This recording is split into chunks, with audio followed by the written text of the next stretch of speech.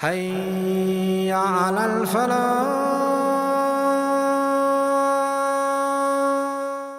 I wanted to bring this up to you because for them, you would think that, if the Sahabi saw a woman from a mile away, he went the other way and made istighfar the whole night. No, it wasn't like that.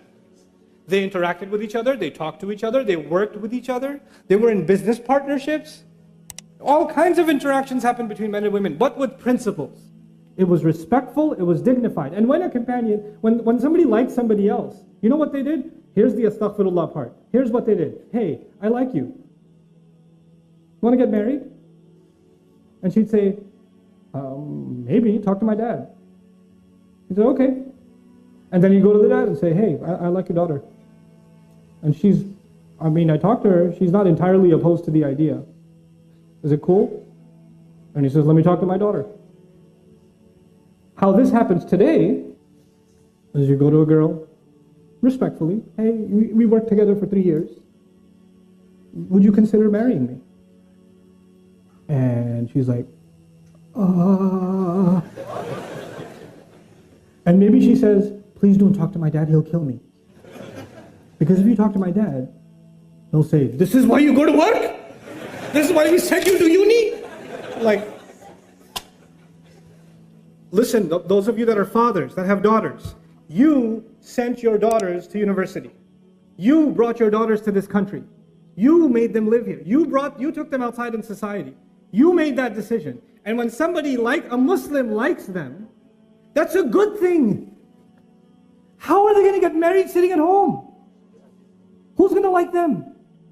So when somebody approaches them in a respectful way, you should not say, oh my God, the day has come, astaghfirullah. Ye din bhi dekhne the, oh tawbah, tawbah. What a humiliation. Now we have to go take you back into Bangladesh and hide you in a village somewhere because some guy likes you.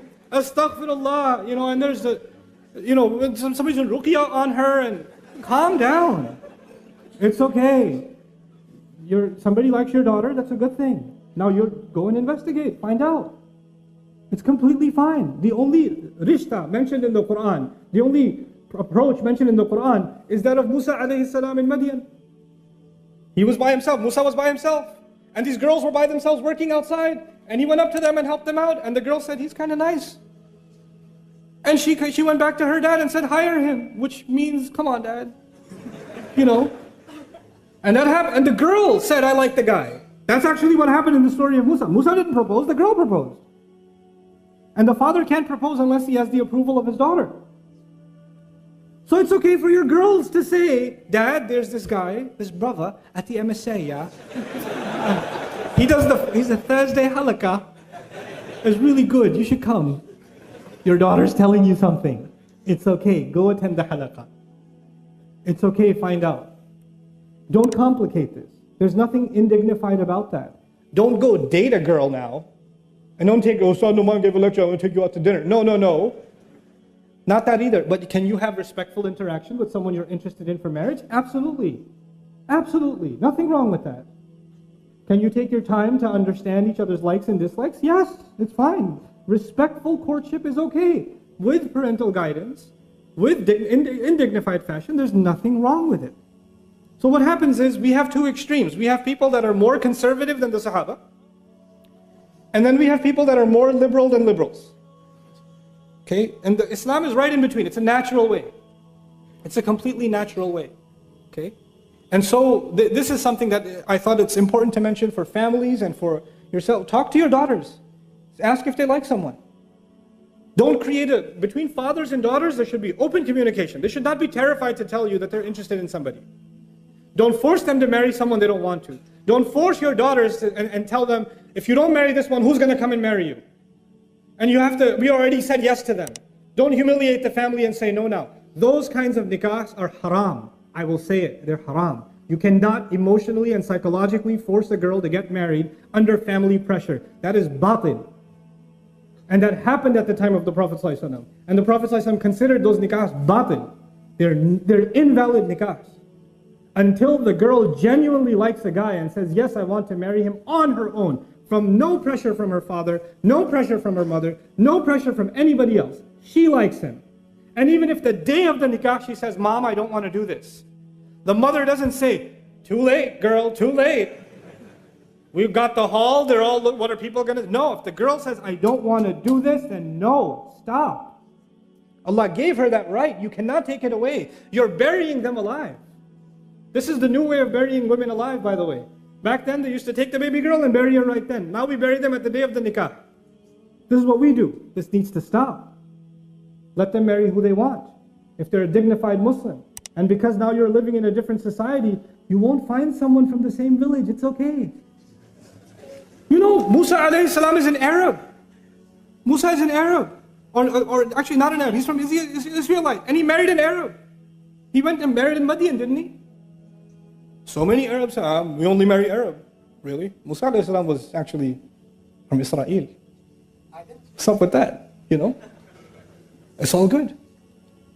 So it's a time now, it's a strange time that we live in, and actually the only thing that can save us is the basic principles of our deen, and making the path to marriage easy is actually one of the greatest battles against shaitan. When we make the path to marriage difficult, when you have 28, 30, I'm not going to do other questions, forget it, let's just talk about this. What am I going to do? We're going to have 35-year-old boys not married. What do you think, they were doing tahajjud for 35 years?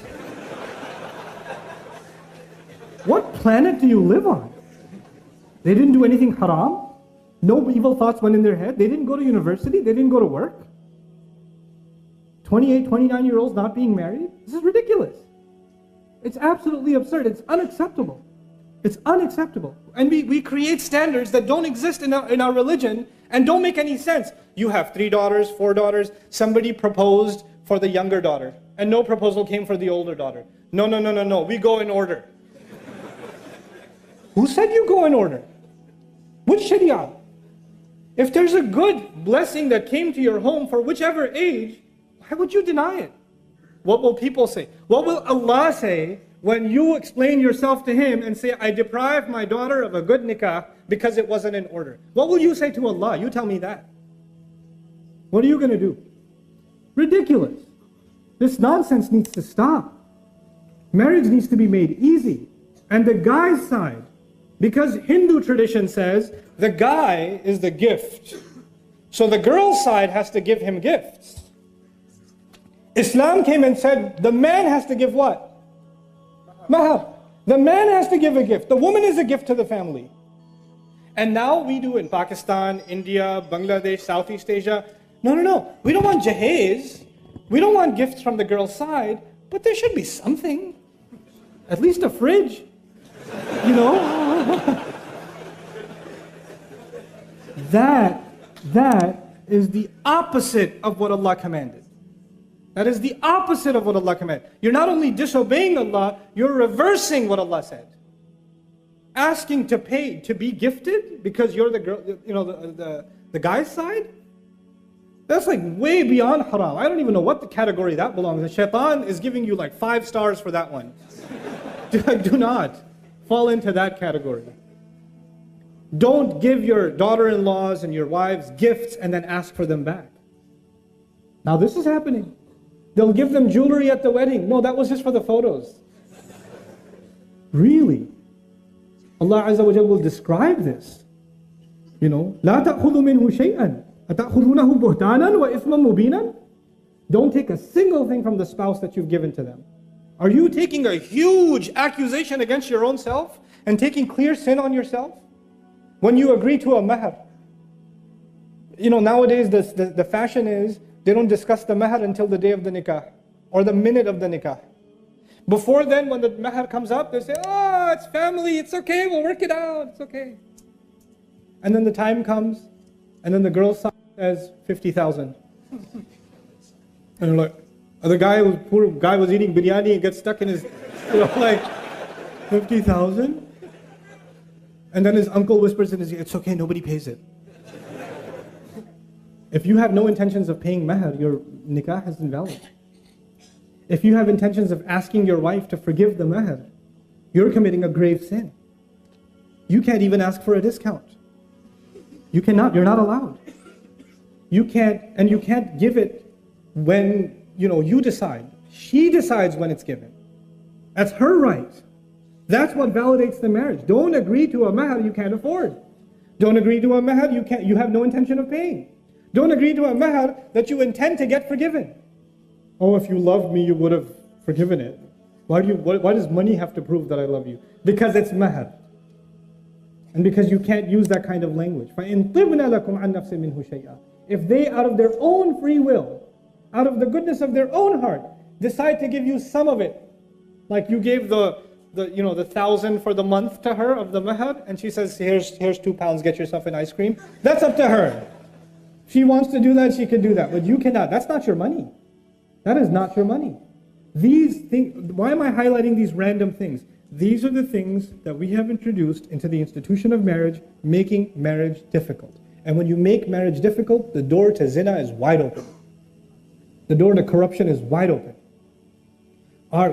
It's unnatural to think that an 18-year-old, 19, 20-year-old guy, girl are going to be in university and they're going to be there for 5, 6 years and not develop any emotional attachments. And then for them to randomly marry a cousin back in Lahore. That's not going to happen. And if it does happen, it's a form of oppression because she's emotionally attached to somebody else, and no man wants to be with a woman who's emotionally attached to somebody else, or vice versa. It's oppression. Sometimes you're denying a nikah only because it wasn't you. You didn't come up with it. The guy says, I like the girl. No, you will marry who we say. Why? Who said? It's a mistake. I don't like it. I don't like that girl. That's not your problem. That's his problem. He's an adult now. Let him make that mistake. If it's a horrible mistake, so be it. But Allah gave those young men and women the right to pick who they want. Parents can give advice, yes. But when you try to control what your children are doing, it will only lead to disaster. It will only lead to disaster. I'm not giving license to 12-year-olds and 14-year-olds to say, Ustad Nouman said I can marry whoever I want. No. I'm talking about mature adults. I mean, I've met young women that are 25, 26-year-old, accomplished in their careers, pharmacists, physicians, you name it, and they like somebody and they want to marry them. Family says no. That is absolutely dhulm. Nothing else can describe it. That is dhulm. If a woman says she wants to marry someone and he's a Muslim, there's no reason for you to stop it. You have no right as a family to stop it. This is wrong of you to do. You're abusing a right that Allah gave you. Abusing it. It should not happen. And for young men, the last bit of advice is for young men, become men. Earn a living. Be dignified. Don't offer like dates for mahar. The Sahaba used to give, what other thing are you a Sahabi? Other than the Kit Kat you want to give for mahar. You know? No. Be dignified. You know, earn a decent living for yourself. Don't say, I like her, I don't have a job, but I don't know, her family's only interested in dunya. Yeah, that's why we have mahar. Only interested in dunya. You're supposed to be concerned about dunya too. وَلَا تَنْسَ نَصِيبَكَ مِنَ الدُّنْيَا. It's in the Quran. Don't forget the portion you are owed in this life. It's a worldly decision too. It's not just a spiritual decision. How is somebody going to provide for my daughter? Where is she going to live? Is she going to live a decent life? These are respectable questions. These are decent questions. So these things we have to take very, very seriously in our communities. And when it comes to the subject of marriage, I didn't talk today about what happens after marriage, because there's a whole set of dhulm we do after marriage. That for another time. I'll yell at you another time. But right now, let's just fix the institution itself. Let's make marriage easy for our young people, especially the ones that are ready and capable.